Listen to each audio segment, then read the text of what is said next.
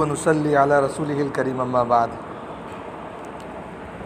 فقد قال الله تعالى في كلامه المجيد أعوذ بالله من الشيطان الرجيم بسم الله الرحمن الرحيم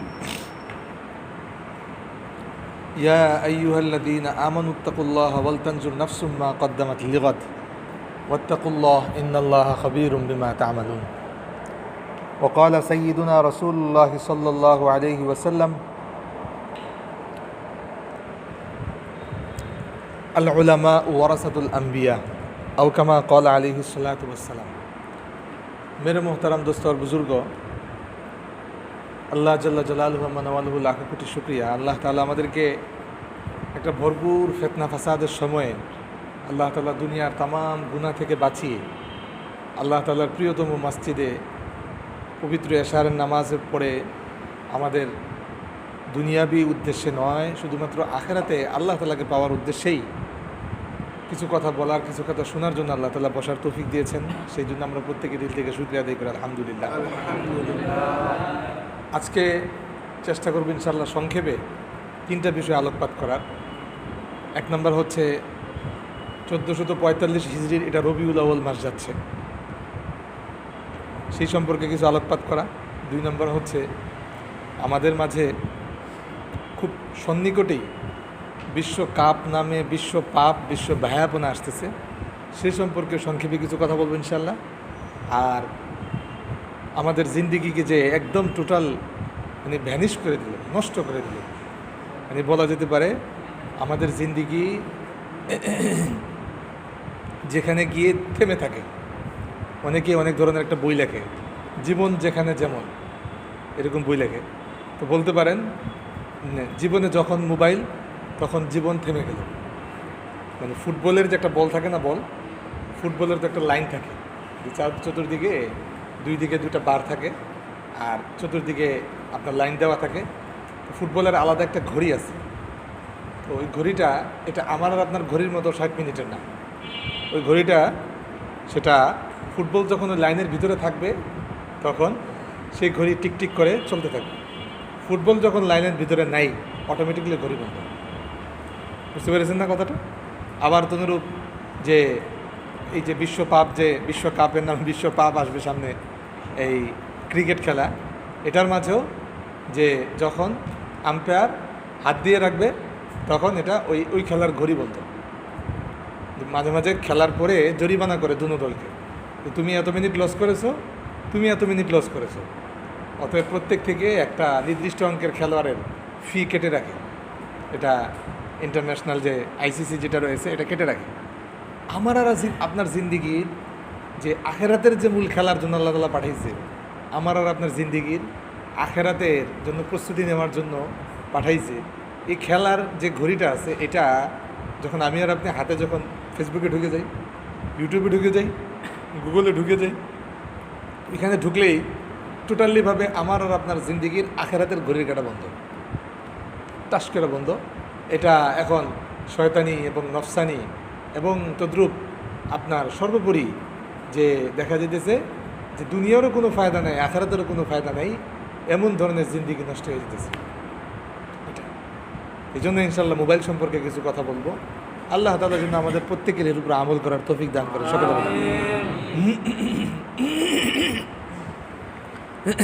অনেক মহব্বতের ভাই আসতে পারেন নাই, বিশেষ করে মনে পড়তেছে ওই যে ভাই পাগড়ি পরা থাকে সাইফুল ভাই, উনি নাই, মনে খুব কষ্ট লেগেছে। তারপরে ওই পাঞ্জেরি লাইব্রেরির মালিকের ছেলে কি না, রিফাত নাই না, রিফাত নাই, মনে খুব কষ্ট লেগেছে। আরও অনেকে নাই, চিনা মুখ চিনা অনেকেই নাই। আমাদের ওই গোয়ানগাড়ি হুজুর কোথাও বাড়িতে গেছে, আল্লাহ তাআলা হুজুরকে সুস্থ রাখুক, আমিন। হুজুরকে সালাম জানাবেন। আচ্ছা, তো অনেকেই আসতে পারে নাই। যাই হোক, আল্লাহ তাআলা যারা আসতে পেরেছেন তাদের জন্য আল্লাহ তাআলা জান্নাতের রাস্তাকে সহজ করে দেন, সকলে বলেন আমিন। এক নম্বর বলেছিলাম আমরা রাসূল করিম সাল্লাল্লাহু আলাইহি সাল্লামের জীবনী সম্পর্কে কিছু আলোকপাত করব। আসলে রাসূল করিম সাল্লাল্লাহু আলাইহি সাল্লামের জীবনীটা কি, আমি কেন শিখব? রাসূল করিম সাল্লাল্লাহু আলাইহি সাল্লামের জীবনী যদি আমি না শিখি তাহলে মানে আমরা আমাদের ভাষায় যদি বলি, কবরের মধ্যে আল্লাহ তাআলা 100 মার্ক রেখেছেন। কবরটা মূলত কিন্তু জাহান্নামের শাস্তি না, কবরটা হচ্ছে যেই লোক আপনাদের নাউজুবিল্লাহ অনেক, যাদের সাথে বন্ধু বলবো না আমি, যে সমস্ত দুষ্ট তাদের সাথে আপনারা খপ্পরে পড়ে নেশার জগতে ঢুকে পড়েছেন, ওই দুষ্টদের যখন র্যাবে ধরে প্রথম কী করে 2-4টা লাথি মারে, বন্দুকের বাট দিয়ে দেয় বাড়ি, এবং বিশ্রী ভাষায় গালি দেয়, আর এখানে ধরে যেন মানে 18 বস্তার মধ্যে গাড়ির উপরে উঠায় এরকম। এইটা হলিকে সাময়িক একটা শাস্তি, এটা হলে কবরের শাস্তি। এরপরে নিয়ে কোর্টে আপনার থানার কাছে, পুলিশের কাছে সোপর্দ করে, এরকম পুলিশ পরে কোর্টে চালান করে, কোর্টে থেকে একটা রায় হয়, ওইটা হইল কিয়ামতের দিন আল্লাহ তাআলা একটা রায় দিবেন, জান্নাত অথবা জাহান্নাম। এটা এই জন্য কবরের শাস্তি, যেটা কবরের মধ্যে আল্লাহ তাআলা যে 100 মার্কের পরীক্ষা রেখেছেন, সেই 100 মার্কের পরীক্ষার মধ্যে মানে মানে আপনার 3 ভাগের 2 ভাগ, অর্থাৎ 66 মার্কের পরীক্ষাই হবে রাসূল করিম সাল্লাল্লাহু আলাইহি ওয়াসাল্লামের জীবনী নিয়ে। আর আপনি যদি না পড়ে, তাহলে ওখানে কী পরীক্ষা দিবেন? অর্থাৎ পড়া এবং নিজের জিন্দিগিতে ফিট করা, যদি এটা সেটা যদি আপনি না করেন, তাহলে যে আপনি কী পরীক্ষা দেবেন? বুঝতে পারেন? এই যে আপনারা ইন্টার পরীক্ষা দিয়েছেন, ইন্টার পরীক্ষা দেওয়ার পরে কত প্রস্তুতি নেই, ইন্টার পরীক্ষার দোহাই দিয়ে অনেকেই মজলিসে আসেন। রিফাত ইন্টার পরীক্ষার দোহাই দিয়ে আমার থেকে দৌড় দিয়ে চলে গেছে। আমি বিগত 2 সপ্তাহ আগে ময়নার পয়েন্টে নামাজ পড়ে পরে আসতেছিলাম এদিকে, তখন একটা ছেলেকে দেখলাম, ও ফরজ পড়ে নেই, কারণ আমি ময়নার পয়েন্টে ফরজ পড়েই দ্রুত করে নিতে এখানে আসছি। আর ওই ছেলেটা তো অবশ্যই সে ফরজ পড়ে নেই। ও দেখলাম এই মজলিসের উদ্দেশ্যে বাসা থেকে মোবাইল মনে হয় চালায় আপনার দৌড় দিয়ে আসতেছে, এখানে এসে পরে দেখবেন ধূপধাপ করে উজু করে ফরজ পড়লো। আর রিফাত এখান থেকে ফরজ পরেই করে ধুমধাম করে চলে গেছে বাসায়, আর বলতেছে যে হুজুর আমার পরীক্ষা আছে, তো এই জন্য আমি বসতে পারবো না। এটা তো এই হচ্ছে 2 জনের মধ্যে পার্থক্য। যেটা বলতেছিলাম যে আমরা যদি না পড়ি, কোনো প্রস্তুতি না দিতে, কবরে কী পারব? রাসূল করিম সাল্লাল্লাহু আলাইহি সাল্লামের জিন্দিগিটা হচ্ছে সেটা, যে আমাদের জিন্দিগি। আপনারা তো এখানে সবাই শিক্ষিত, বাংলা শিক্ষিত। এখন যদি আমি জিজ্ঞাসা করি রাসূল করিম সাল্লাল্লাহু আলাইহি সাল্লামের জীবনী নিয়ে কে কয়টা কিতাব পড়েছেন, আমার মনে হয় পুরোপুরি একটা কিতাব পড়েছে রাসূল করিম সাল্লাল্লাহু আলাইহি সাল্লামের জীবনের উপরে, একজনের মনে হাত তুলতে পারবে না। অথচ বাংলায় প্রায় রাসূল করিম সাল্লাল্লাহু আলাইহি সাল্লামের জীবনের উপরে 700 কিতাব লেখা আছে। 700 কিতাব বাংলায় শুধু লেখা হয়েছে রাসূল করিম সাল্লাল্লাহু আলাইহি সাল্লামের জীবনের উপরে। এটা তো আমাদের বড় দুর্ভাগ্য, আমরা 700 কিতাব থেকে 7টা কিতাবও রাসূল করিম সাল্লাল্লাহু আলাইহি সাল্লামের জীবনের উপরে আমরা পড়ি নাই। এটা আমাদের জিন্দিগির জন্য বিরাট বড় দুর্ভাগ্য। না পড়ার ফলে কি হয়েছে? না পড়ার ফলে রাসূল করিম সাল্লাল্লাহু আলাইহি সাল্লামের জীবনের সাথে আমার জীবনের কোনো মিল নাই, কোনো মিল নেই। রাসূল করিম সাল্লাল্লাহু আলাইহি সাল্লামের মতো দাড়ি রাখা, রাসূল করিম সাল্লাল্লাহু আলাইহি সাল্লামের মতো চুল রাখা, রাসূল করিম সাল্লাল্লাহু আলাইহি সাল্লামের মতো ড্রেস পরা, রাসূল করিম সাল্লাল্লাহু আলাইহি সাল্লামের মতো আদব কায়দা, আচার ব্যবহার, কথাবার্তা, উঠা বসা, মানব সেবা, উম্মতের জন্য দরদ এবং সর্বোপরি দিন শিখা, এটা কোনো কিছুই আমাদের ভিতরে নেই, কোনো কিছুই নেই। দেখেন রাসূল করিম সাল্লাল্লাহু আলাইহি সাল্লামের আজ জিন্দিগি আমল ছিল হচ্ছে যে আমাদের হুজুরের জীবনী চর্চা না করার ফলে কি হয়েছে? রাসূল করিম সাল্লাল্লাহু আলাইহি সাল্লামের 63 বছর হায়াত পেয়েছেন, 63 বছরের জীবনী ছিল হুজুরের।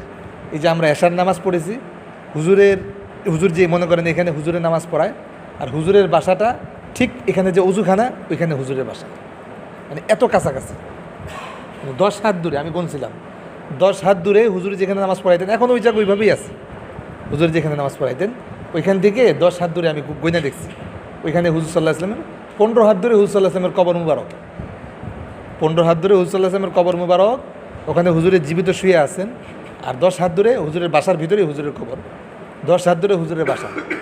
মসজিদ থেকে এশার নামাজ পড়িয়েছেন, নামাজ পড়িয়ে হেঁটে হেঁটে হয়তো কোনো কথা বলেছেন, কারো কোনো কিছু মাসলা জানার থাকলে হুজুরে হাঁটতেছেন আর উত্তর দিয়েছেন, গিয়া ডাইরেক্ট গিয়া বাসায় বাস বারবার কাপড় খুলে বাস শুয়ে পড়ছেন, কোনো কথা নাই। এশারের পরে দুনিয়াবি কোনো কথা বলা এটা গুনাহ। এটা আমরা হুজুর সাল্লাল্লাহু আলাইহি ওয়াসাল্লামের জীবন চর্চা না করার ফলে রাসূল করিম সাল্লাল্লাহু আলাইহি ওয়াসাল্লাম এশারের পরপর কোনো ধরনের কোনো কথাবার্তা, কথা তো দূরের কথা, মানে কাজ তো দূরের কথা, কথাই বলতেন না। বুখারী শরীফের মধ্যে ইমাম বুখারী রাহমাতুল্লাহি আলাইহি হাদিস আনছেন, তাহলে কি এশারের পরে কথা বলা গুনাহ? তো উনি আনছেন যে হ্যাঁ, এশারের পরে দুনিয়াবি কথা বলা গুনাহ। এশারের পরে কোনো দিনী মাসালা মাসাইল বলা, দিনী বিষয়ে এরকম মুজাকারা করা, দিনী বিষয়ে আলোচনা করা, এটা গুনাহ না, এটা গুনাহ না। হ্যাঁ, এটা রাসূল করিম সাল্লাল্লাহু আলাইহি ওয়াসাল্লাম আবু বকর ওমরকে ডেকে সংক্ষেপ আকারে করেছেন। আমাদের দেশের যে ওয়াজ মাহফিল যেটা মানে জমেই সেটা 10টার পরে, সম্পূর্ণরূপে গলত।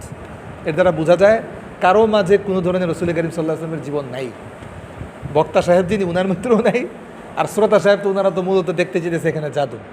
উনি এসে কিছু আপনার জাদু দেখাবেন, উনি মোবাইলের মধ্যে এতদিন আপনারা জাদু দেখছেন, এখন ওনার থেকে বাস্তবে কিছু জাদু দেখবেন। মেসি তো আর কোনো জাদু দেখায় না, ও খালি মনে করেন আপনার ওর পাওয়াটা কি আজীবভাবে ঘুরায়, ওইটাই সবাই দেখার জন্য পৃথিবীতে মনে করেন লক্ষ কোটি কোটি টাকা খরচ করে যায়।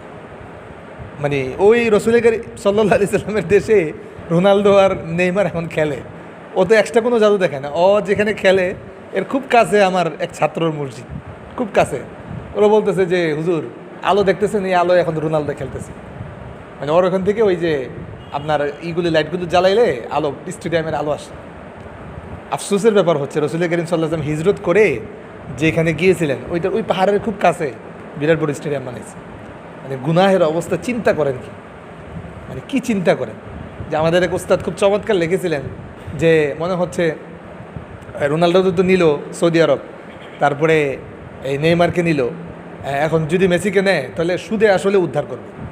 মানে কি, মানে হচ্ছে হযরত ওমর রাদিয়াল্লাহু আনহু যখন খলিফাতুল মুসলিমিন হয়েছিলেন তখন সমস্ত ইহুদি এবং খ্রিস্টানদের থেকে উনি মানে বলছিলেন যে তোরা যা কামাস পুরো অর্ধেক আমাকে দিতে হবে, নাহলে এখানে থাকতে পারবি না। যা যা ইনকাম করবি অর্ধেক নিজ হাতে সিরিয়াল ধরে এসে আমাকে দিতে হবে, নাহলে এখানে থাকতে পারবি না। সব টিরে পিটাইয়া একদম আরব ভূমি থেকে বাইর করছে, এবং যা যা কামাইতো সব দিতে হইতো অর্ধেক, আর না হয় যুদ্ধ করে একবার একটা মাইরা ফেলবে এরকম। এখন ওই রোনালদো এবং নেইমারকে দিয়া ওরা সুদে আসলে মুসলমানদের, এই আমরা আপনারা হজ করতে যাই, ভারত থেকে হজ করতে যেতে লাগে 3 লাখ, আর আমি আর আপনি হজ করতে গেলে লাগে 7 লাখ, মানে দ্বিগুণের বেশি। এই টাকাগুলি যুবরাজ কই উড়ায়, এটার মধ্যে উড়ায়, এটার মধ্যে উড়ায়। বুঝতে পেরেছেন না অবস্থা? তো এইটা হচ্ছে এই অবস্থাটা আমাদের থেকে সুদে আসলে ওরা মানে এই খ্রিস্টানরা গ্রহণ করে নিচ্ছে, মানে একবার উসুল করে নিচ্ছে। তো যেটা বলতেছিলাম, রসুল করিম সাল্লাল্লাহু আলাইহি সাল্লামের এই জীবন না থাকার ফলে আমাদের কি হয়ে গেল যে রসুল করিম সাল্লাল্লাহু আলাইহি সাল্লাম এশা পড়েছেন, সাথে সাথে গিয়ে ঘুমিয়েছেন। খুব কম সংখ্যক 2-1টা শব্দ বলেছেন, কোনো ধরনের কোনো শব্দ বলেননি। এশা পড়েছেন, গিয়ে সাথে সাথে ঘুমিয়ে পড়েছেন। এশা আমরা পড়লাম এখন কয়টা, 7:30টায় ধরলাম, আমাদের নামাজ সব কিছু তালিম সহ শেষ হয়েছে 8টায়। 8টার সময় আপনি ঘুমাইলেন, 9টা, 10টা, 11টা, 12টা। রসুল করিম সাল্লাল্লাহু আলাইহি সাল্লামের জিন্দিগির আমল, হুজুরে ঘুম থেকে উঠতেন 12টায়। আল্লাহ তাআলার তখন অফিসিয়াল সময়, আমাদের রাষ্ট্রীয়ভাবে অফিসিয়াল সময় 9:30 নাকি 9:30 না 9টায়, 9টায় অফিসিয়াল সময় 9টায়। তো 9টা অফিসিয়াল সময়, 9টা থেকে 4টা বা 5টা, এই টাইম হচ্ছে অফিসিয়াল সময়। আপনি কোনো কিছু ব্যাংকে জমা দিবেন, অথবা সরকারের কাছে কোনো কিছু আপনি ট্যাক্স জমা দিবেন, বা এরকম ভূমি অফিসের কোনো কিছু দলিল দেখাবেন বা দলিল করবেন, রেজিস্ট্রি করবেন, সব কিছু এইটা এই সময়ের ভিতরে করতে হবে।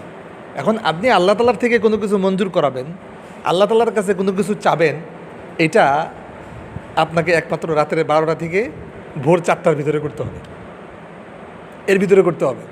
এটার মধ্যে আপনি বললেন আল্লাহ তাআলা বন্দুকের গুলি মিস হতে পারে, এটা আল্লাহ তাআলা কোনো দিন মিস করবেন না, এটা কোনো দিন আল্লাহ তাআলা ফিরাই দেবেন না। তো রসুল করিম সাল্লাল্লাহু আলাইহি সাল্লামের জিন্দিগির আমল ছিল যে রসুল করিম সাল্লাল্লাহু আলাইহি সাল্লাম এশারে পড়েছেন, 12টায় ঘুম থেকে উঠেছেন। আমাদের মাঝে রসুল করিম সাল্লাল্লাহু আলাইহি সাল্লামের কোনো ধরনের জীবন চর্চা নেই। এটার ফলে কি হয়েছে, আমাদের ঘুম তো 12টা বাদ, 1টার সময় আমরা ঘুমাই, 1টার সময়। এখন আমাদের রাত্র হয়, মানে অর্থাৎ মানে 10টায় আমাদের সন্ধ্যা হয়, 12টায় আমাদের রাত্র হয়। তখন চিন্তা ভাবনা করি যে একটু ঘুমাইতে হবে, মনে হয় রাত্র যেহেতু হয়েছে একটু ঘুমাইতে হবে, 1টা 2টায় গিয়ে আমরা ঘুমাই। এই হচ্ছে আমাদের জিন্দিগি। রসুল করিম সাল্লাল্লাহু আলাইহি ওয়াসাল্লামের জীবনকে ফলো না করার কারণে এই করুণ অবস্থা। এটার ফলে দেখা যাচ্ছে যে আমাদের ভিতরে প্রচুরভাবে বন্ধা রোগী, পুরুষ বন্ধা, নারী বন্ধা, এটা যে এইটার মানে অনেকগুলো কারণের মাঝে এটা তো মানে ক্ষতির কোনো শেষ নেই। প্রথম ক্ষতি তো এর দিল মারা যাবে, এর দিল মারা যাবে। অর্থাৎ যে এই অনুভূতি নাই, মানে এখন যেই ছাত্রর এই অনুভূতি নাই যে তোমার স্কুল টাইম সকাল 10টা থেকে বিকাল 5টা, ছাত্র যদি কয় না আমি সন্ধ্যার পরে যাব, তাহলে এটা তো বলতে হবে এটা তো আগে পাবনা নিয়ে ভর্তি করাইতে হবে। এটা যেরকম মেন্টালিটি সমস্যা, সেম আমাদের এখন আমরা এরকম দিল মারা গেছে, মেন্টালিটি আমাদের সমস্যা। যতই বলি যে আসার পরে ঘুমাইতে হবে, কে আসার পরে ঘুমাইলে হয় নাকি? এটা কি সম্ভব? এটাই যুগে চলে। এই হচ্ছে আমাদের পরিস্থিতি। বুঝতে পেরেছেন না কথাটা? আপনি তাহলে যাবতীয় সব কিছু ফজরের পরে করেন, আপনি শেষ রাত্রে করেন, আপনি তখন থেকে আপনার 12টা 1টা থেকে আপনার জিন্দিগি শুরু করেন, 2টা থেকে জিন্দিগি শুরু করেন। হ্যাঁ, আমরা 12টা পর্যন্ত করলাম 4 ঘন্টা, 2টা পর্যন্ত 6 ঘন্টা, 3টা পর্যন্ত করেন, 7 ঘন্টার পরে তো গরুও ঘুমাইতে পারে না। গরু মহিষকে যদি আপনি ঘুমাইতে দেন, ওরা তো অলস জাতি, এটার আপনি 7 ঘন্টা যদি ঘুম পাড়া রাখেন 7 ঘন্টার বেশি ঘুমাইতে পারে না। বুঝতে পেরেছেন না? তা আপনি 3টা পর্যন্ত করলেন, 3টা পর্যন্ত করে তো পরে মনে করেন আপনি আল্লাহ তাআলার দরবারে যা যা চাওয়ার, আল্লাহ আপনি আমাকে মাফ করেন, আল্লাহ আপনি আমাকে এটা দেন ওইটা দেন, আপনি যা যা চাওয়ার সব চাইতে পারেন, আল্লাহ তাআলা সব দিবেন ইনশাআল্লাহ। কিন্তু আমাদের জিন্দিগিতে এই সিরাত চর্চা না থাকার ফলে, রসুল করিম সাল্লাল্লাহু আলাইহি ওয়াসাল্লামের জীবন চর্চা না থাকার ফলে এইভাবে আমাদের জিন্দিগি থেকে ইসলামের দুশ্মনরা মোবাইল হাতে হাতে দিয়া, আগে যাও মনে করেন আমরা তো শৈশবে যখন পড়েছি আমরা হেরিকেন দিয়ে পড়তাম। আমার জীবনের যখন সূচনা হয়েছে হাফিজি পড়া 1995 ইংরেজিতে আমি সর্বপ্রথম আমি লেখাপড়া শুরু করি। 95-96-তে আমি ওই অল্প সময় বাংলা সুনামগঞ্জের দোয়ারা বাজারে এক গ্রামে আমি ভালো একজন হাফেজ সাহেব ছিলেন, ওনার কাছে কিছুদিন পড়েছি, 3 পারা পড়েছিলাম হুজুরের কাছে। ওই হুজুরের কাছে তখন আমরা হেরিকেন দিয়ে পড়তাম। ওই আসারের পরে খানা খেয়ে সাথে সাথে ঘুম, আবার ওই রাত্রে উঠতাম, জিন্দিগি আর গোটা দিনের আলোকে খুব কাজে লাগাইতাম। এটা এইভাবে তখন তো আমাদের মোটামুটি ছিল। বিদ্যুৎ যখন আসলো আস্তে আস্তে আমাদের থেকে ইমান দুর্বল হলো। এটা আর মোবাইল এসে তো আমাদের প্রত্যেক যুবকদের উম্মতের রাত, আমাদের বিশেষ করে যুবকদের রাত মোবাইল তো সম্পূর্ণরূপে হারাম করে দিচ্ছে। এটা এই জন্য মেরে মোহতারাম দোস্তর বুজুর্গ, রসুল করিম সাল্লাল্লাহু আলাইহি সাল্লামের জীবনী না থাকার ফলে যে হুজুর এই 12টা থেকে আল্লাহ তাআলার যে প্রেম শুরু করতেন প্রত্যেকটা রাত্রে, আপনি যদি এই প্রেমটা আল্লাহ তাআলা থেকে শুরু করেন, আল্লাহ তাআলার সাথে প্রেম, যে আপনি যে কয়টা সূরা পারেন এইভাবে যদি বলতে থাকেন, আপনি যদি আল্লাহ তাআলার দরবারে হাত তুলে দোয়া করতে থাকেন, কি হবে অবস্থাটা আপনি চিন্তা করেন। আপনি আল্লাহ তাআলার কত কাছে চলে যাবেন।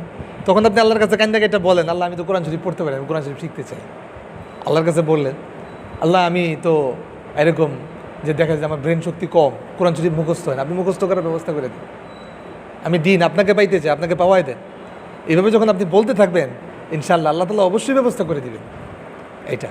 এটা বললাম 1 নম্বর ক্ষতি। 2 নম্বর হচ্ছে এই যে আজকে আমাদের সমাজে যেই পরিমাণ জুলুম নির্যাতন, যেই পরিমাণ বেইনসাফি, যেই পরিমাণ দুর্নীতি, যেই পরিমাণ যে আমাদের অন্যের প্রতি জুলুম করার প্রবণতা, এটা রসুল করিম সাল্লাল্লাহু আলাইহি ওয়াসাল্লামের আদর্শ আমাদের ভিতরে নাই। এই জন্য রসুল করিম সাল্লাল্লাহু আলাইহি ওয়াসাল্লাম কেমন মানুষ ছিলেন, আজকে যাকে আমরা সবচাইতে বড় ইনসাফকারী বলি, সবচেয়ে উনি ভালো মানুষ। সেই ইনসাফকারীটা মানে রসুল করিম সাল্লাল্লাহু আলাইহি ওয়াসাল্লামের সময়ে সবচেয়ে দুষ্ট প্রকৃতির মানুষ ছিল ইহুদিরা। আমাদের সবচেয়ে ভালো মানুষ যে ইনসাফ, তার ইনসাফের চেয়ে ইহুদিদের ইনসাফ তার চেয়ে ভালো ছিল। আর রসুল করিম সাল্লাল্লাহু আলাইহি ওয়াসাল্লাম ইনসাফ তো আরও খুব ভালো ছিল। সেই সমাজে রসুল করিম সাল্লাল্লাহু আলাইহি ওয়াসাল্লাম বিচার আচার করেছেন। আজকে আপনি বাজারে যান, বাজারের মানেই ঠকানো, বাজার মানেই ঠকানো, মানে দুনিয়ার সমস্ত 2 নাম্বারকে 1 নাম্বার বলবে, বাজার মানেই মিথ্যা। আজকে আপনি অফিস আদালতে যান, অফিস আদালত মানেই ঘুষ। আজকে আপনি লেনদেনের ক্ষেত্রে যান, 1 টাকাও কেউ হাওলাত দিবে না, লেনদেন মানেই সুদ, মানে সুদ ছাড়া কোনো টাকাই পাওয়া যাবে না। ব্যাংকে যান, সুদের উপরে সুদ, এরকম ঘণ্টাভিত্তিক সুদ। এটা এরকমভাবে পরিস্থিতি কি শুরু হয়ে গেল। হ্যাঁ, এই জন্য মেরে মোহতারাম দোস্তর বুজুর্গ, যেটা বলতেছিলাম যে এইসব জায়গায় আপনি স্কুলের ভিতরে যান, স্যারের কাছে আপনি প্রাইভেট পড়েছেন, স্যার আপনি পাইছেন হলে গিয়ে আপনার এই 17 এরকম খারাপ পরীক্ষা দিয়েছেন, স্যারকে তো আমার কাছে প্রাইভেট পড়ে 17 আপনি উল্টাই দিই, অর্থাৎ 71 বানাই দিই। বুঝেন এই কথাটা? আর যেটা পাইছে হলে গিয়ে 71, ওটার 50 দিই, এটা আমার কাছে প্রাইভেট করে নেই। স্কুলে যান, স্কুলের এই অবস্থা যে স্যারের কাছে প্রাইভেট পড়ছি আমি ভালো, স্যারের কাছে প্রাইভেট পড়ি নিয়ে আমার নাম্বার কমায় দেন, হয় না এরকম? এটা তারপরে দেখা গেল যে স্কুলের মাঝে আমরা তো মাদ্রাসায় যারা পড়ি, যে মাদ্রাসায় এখানে ছাত্র আছে, আমরা এই প্রাইভেট শব্দের সাথে পরিচিত না। যে এখানে তো হাবিব ভাই মাদ্রাসায় পড়ায়, হাবিব ভাইয়ের কাছে তো মনে হয় কোনো ছাত্র আবদার করে না যে স্যার আপনার কাছে আমি প্রাইভেট পড়ি। বুঝছি কেন? যে কড়া গন্ডায় স্কুলে মানে অর্থাৎ এই আমরা ক্লাসের ভিতরে সম্পূর্ণরূপে পড়া বুঝাই দিই, যে টোটালিভাবে তুমি একবার বুঝো না, আমি দ্বিতীয়বার আবার করি। তুমি গণিতটা তুমি খেয়াল করো, মনোযোগ দিয়ে খেয়াল করো, কোন জায়গাটা বুঝছো না তুমি এটা বলো। মানে 2বার 3বার বুঝাইলাম, তারপরে বুঝতেছে না। আচ্ছা, কে কে বুঝছে? 5 জন বুঝছে। ঠিক আছে, 5 জন থেকে তোমরা আবার বুঝে নিবা, কালকে এটা আমরা আবার দেখব এবং করে নিয়ে আসবা। বুঝতে পেরেছেন না কথাটা? স্যারই এরকমভাবেই পড়ান যে কোনোভাবেই হোক যে আমার কাছে প্রাইভেট পড়তে হবে।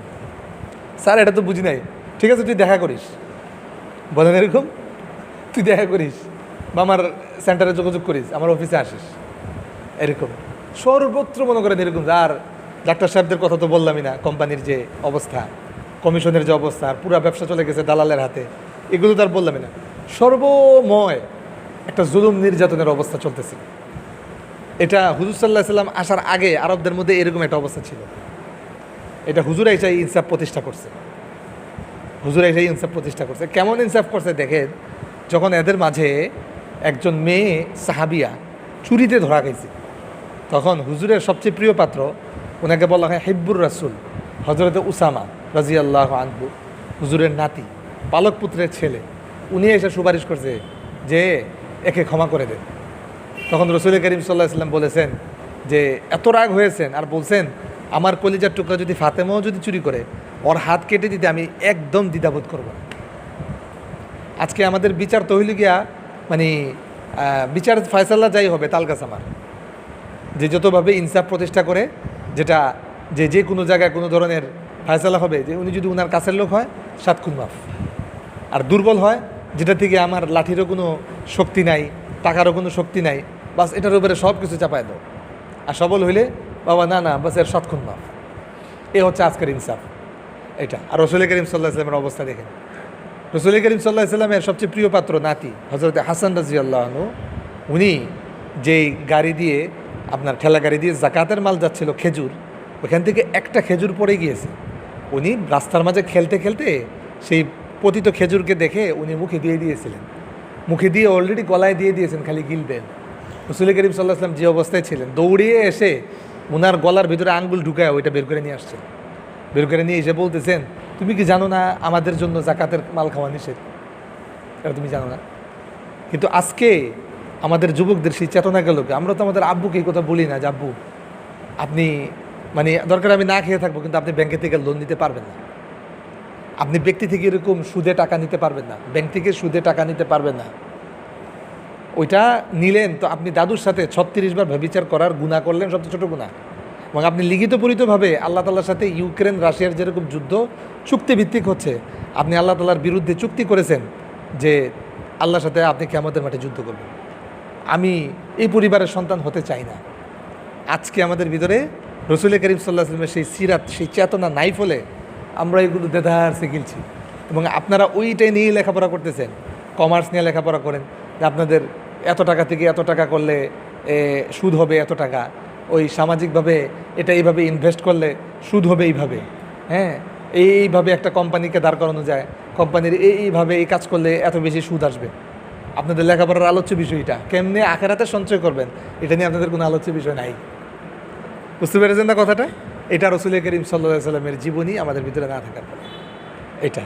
আর সবচাইতে লাস্ট একটা উপমা যেটা, সেটা হচ্ছে এই রাসূল করিম সাল্লাল্লাহু আলাইহি ওয়াসাল্লাম আসার আগে মেয়েদেরকে আরবের মাঝে পণ্য হিসাবে, মেয়েরা মানে মানুষ না পণ্য বা মানুষ না পেতনি, এটা ওদের মাঝে মতভেদ ছিল। রাসূল করিম সাল্লাল্লাহু আলাইহি ওয়াসাল্লাম আইসা এটা যে মানুষ এবং শ্রেষ্ঠ জীব, এটা এত শ্রেষ্ঠ, এটা নবী অলি আউলিয়া জন্মের আল্লাহ তাআলার খনি, উৎপাদনের খনি, এটা রাসূল করিম সাল্লাল্লাহু আলাইহি ওয়াসাল্লাম বুঝিয়েছে। এবং এটা বুঝিয়েছেন দুনিয়ার সর্বশ্রেষ্ঠ জাতি হচ্ছে এটা।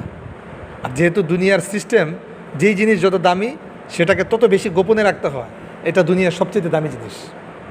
দুনিয়ার দামি হচ্ছে হীরা, এটা একদম এই 7 সমুদ্র 13 নদীর অতল গহ্বরে একবারে নিচে ঝিনুকের পেটে থাকে। দুনিয়ার সবচেয়ে দামি হচ্ছে স্বর্ণ, এটা মাটির নিচে এটা থাকে। আপনি আপনার ঘরে যেখানে টাকা রাখেন, স্বর্ণ রাখেন, একদম ঘরের ভিতরে কোন জায়গায় রাখেন আল্লাহ পাক ছাড়া কেউ জানে না এটা। এই জন্য মেরে মোহতারাম দোস্তার বুজুর্গ, রাসূল করিম সাল্লাল্লাহু আলাইহি সাল্লামের সময়ে মেয়েদেরকে রাসূল করিম সাল্লাল্লাহু আলাইহি সাল্লাম বলতো সবচেয়ে দামি জিনিস, অর্থাৎ দামি যেহেতু এটাকে ঘরের ভিতরে রাখতে হবে। এটার গণ্ডি হচ্ছে ঘর, ঘরের মাস্টার হচ্ছে সে বছর বছর সন্তান একটা জন্ম দিবে, উপহার দিবে জাতিকে, শ্রেষ্ঠ জাতি সে উপহার দিবে, জাতির শ্রেষ্ঠ শিক্ষক সে উপহার দিবে। জাতির শ্রেষ্ঠ বীর সে উপহার দিবে, জাতির শ্রেষ্ঠ এরকম যে উচ্চাঙ্গের শাসক সে উপহার দিবে, এটা সে উপহার দিবে। এবং ঘরের যাবতীয় গৃহস্থলীয় সমস্ত সুন্দর থেকে সুন্দর কাজ সে এইগুলো গঠন করে রাখবে এবং সন্তানগুলোকে সুন্দরভাবে সে, সন্তানের প্রথম শিক্ষক সে, সন্তানকে সে ভদ্রতা সভ্যতা এগুলো শেখাবে। এটা হচ্ছে তার এটা চাকরির স্থল। সে চাকরি করবে ঘরে, সে বাইরে না। সে এটা এত বড় একটা ক্ষেত্র, এত বড় একটা ক্ষেত্র যেটা এটা তার এইখানে সে কাজ করবে, এখানে সে কাজ করবে। এবং পুরুষরা বাইরে সারাদিন কাজ করে ঘাম ঝরিয়ে এরকম যাবতীয় ইনকাম করে তাদের মুখে এনে তুলে খাবার দিবে। তারা একদম আগে ছিল চাকরানি, রসুল করিম সাল্লাল্লাহু আলাইহি সাল্লাম আসার আগে তারা ছিল একদম চাকরানি। ওইখান থেকে এদেরকে উঠিয়ে এনে রসুল করিম সাল্লাল্লাহু আলাইহি সাল্লাম বলছে তোমরা হইলে রাজরানী, এরকম সিংহাসনের উপরে এরকম মোড নিয়ে বসে থাকবে, পুরুষরা একদম মুখের উপরে তুলে খানা দিবে। এটা হচ্ছে তোমাদের কাজ, এটা ছাড়া তোমাদের আর কোনো কাজ নাই, এটা করবা এইভাবে।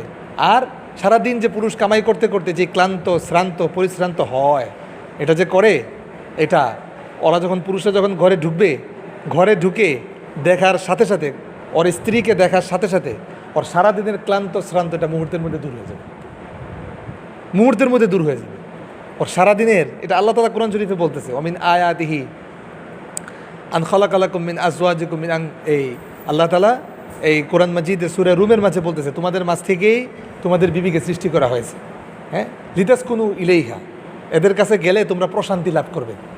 এদের কাছে যাওয়ার সাথে সাথেই যে মোবাইল যেরকম এটা যখন এই ওয়াইফাইয়ের অধীনে যায় তখন সাথে সাথে আপনার আমলের ঘড়ির কাঁটা বন্ধ হয়ে যায়, তখন আপনার গুনাহের ঘড়ির কাঁটা চালু হয়ে যায়। অনুরূপভাবে একটা স্বামী যখন তার স্ত্রী বিবি কি ভালো না তার কাছে তার ওই ওয়াইফাইয়ের আন্ডারে গেলেই, ওই ওয়াইফাইয়ের এই তো খেলোয়া নাকি, হ্যাঁ আচ্ছা আচ্ছা মাশাআল্লাহ, ওই ওয়াইফাইয়ের আন্ডারে গেলেই সাথে সাথে ওর আপনার সারাদিনের যে পরিশ্রান্ত হয়েছে ক্লান্ত হয়েছে মুহূর্তের মধ্যে নিমেষের মধ্যে এটা দূর হয়ে যায়, মুহূর্তের মধ্যে দূর হয়ে যাবে।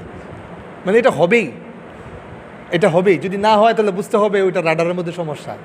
আপনার ওয়াইফাই যদি মোবাইলের সাথে কালেকশন না হয়, যেরকম ওয়াইফাই আপনি ভিক্ষা পালাই দেন, এরকম লাইনের সমস্যা, এরকম নেটওয়ার্কের সমস্যা, এটা যদি হয় অনুরূপভাবে এই অবস্থা। এটা হচ্ছে এটা।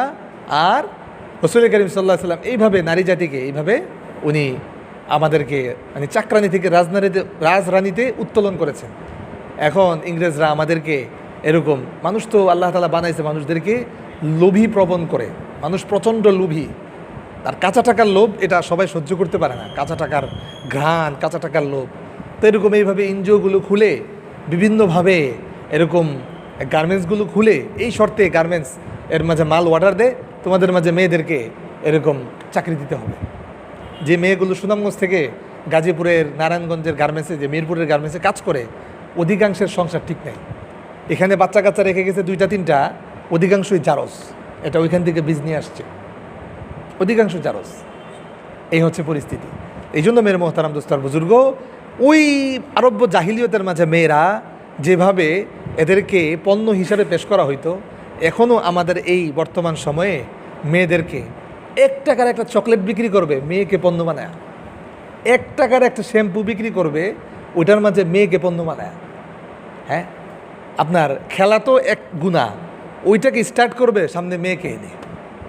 এরকম একটা গাড়ি ভালো জিনিস, হ্যাঁ, ওইটাকে আপনার গাড়িটাকে পণ্যায়ন করবে মেয়েকে আগে প্রদর্শন করে, কারণ গাড়িটার দিকে কেউ তাকাবে না। গাড়িটা যে কোন মডেলের, এটা প্রাডো কত নম্বর মডেল, এটা কেউ তাকাবে না। মানে এটাতে দিলেই এটা মনে করেন আপনার মোটামুটি এমন উলঙ্গ, মানে ইউরোপ আমেরিকার যে উলঙ্গ, ওইটা আপনার দেখতে ভালো লাগবে না। আপনি দেখলে আপনার চোখ মানে এটা তাকাতে মন যাবে না। মানে ওয়াশরুমের টয়লেটের দিকে আপনি কতক্ষণ থাকায় থাকতে পারবেন, মানে এরকম পরিস্থিতি। এটা ওইটা দেখলেও আপনার থুতু আসবে, কারণ এটা কোনো মানে হইল এইভাবে একদম বিশ্রী ল্যাংটা, এটা কোনো বিষয় হইল না। কিন্তু ওরা এমনভাবে এটাকে মানে এমন পোশাক দিয়ে দিবে, এটা না তাকে আপনি পারবেন না। বসুন্ধরা সিটিতে এরকম যে একটা মোবাইলের অ্যাড বা একটা ওইটাকে নারীকে পণ্য হিসাবে পেশ করবে, এভাবে ঘর থেকে নিয়ে এভাবে পণ্যায়ন করে আপনার এটাকে পেশ করবে। এই হচ্ছে গিয়ে পরিস্থিতি। এইগুলি সবগুলি কারণ হয়েছে আমাদের ভিতরে রাসূল করিম সাল্লাল্লাহু আলাইহি ওয়াসাল্লামের কোনো জীবন আদর্শ নাই। অথচ জরুরি হচ্ছে দৈনিক মানে দৈনিক সময় করে আপনার জিন্দিগির, আপনি যত ব্যস্ত মানুষ, এখান থেকে একটা ঘন্টা আপনাকে বের করতেই হবে। 1 ঘন্টার মধ্যে মানে আধা ঘন্টা, টোটাল আধা ঘন্টা আপনাকে সুন্দর থেকে সুন্দরভাবে কোরআন মাজিদ প্রাঞ্জলভাবে শিখতে হবে। যে পারে সে সুন্দরভাবে পড়বে, যে পারে না সে শিখবে। এটা যে কোনো, আমাদের কাছে আসেন বা যার কাছে বলেন, শিখবেন। এটা একটা। আর এর মাঝ থেকে আর বাদবাকি 15 মিনিট রসুল করিম সাল্লাল্লাহু আলাইহি ওয়াসাল্লামের জীবন শেখা, এবং বাদবাকি 15 মিনিট এই ফাজাইলে আমাল, ফাজাইলে সাদাকাতের যে হাদিসগুলো আছে, এই হাদিসগুলো বারবার চর্চা করে। এটাও একটা হুজুরের জীবনী, ওখান থেকে চর্চা করে নিজের জীবনে ফিট করা।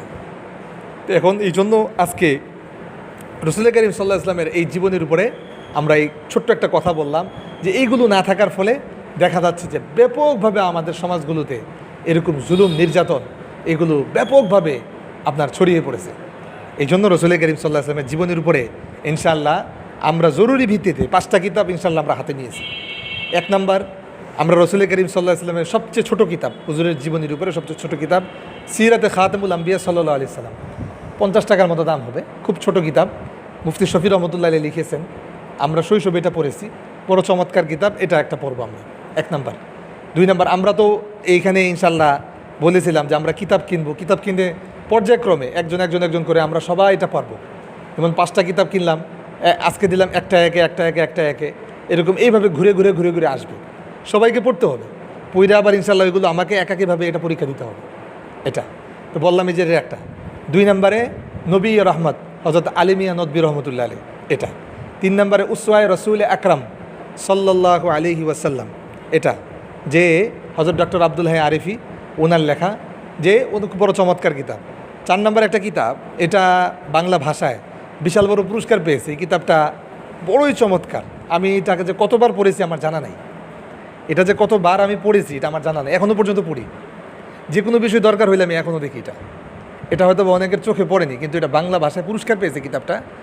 সমকালীন পরিবেশ ও হজরত মোহাম্মদ সাল্লাল্লাহু আলাইহি সাল্লাম, ডক্টর সৈয়দ মুজতবা হুসাইন, আমাদের সিলেটেরই প্রখ্যাত একজন আলেম, ঢাকা ইউনিভার্সিটির উনি প্রফেসর ছিলেন, এবং আমাদের কওমি লাইনেরও বড় আলেম।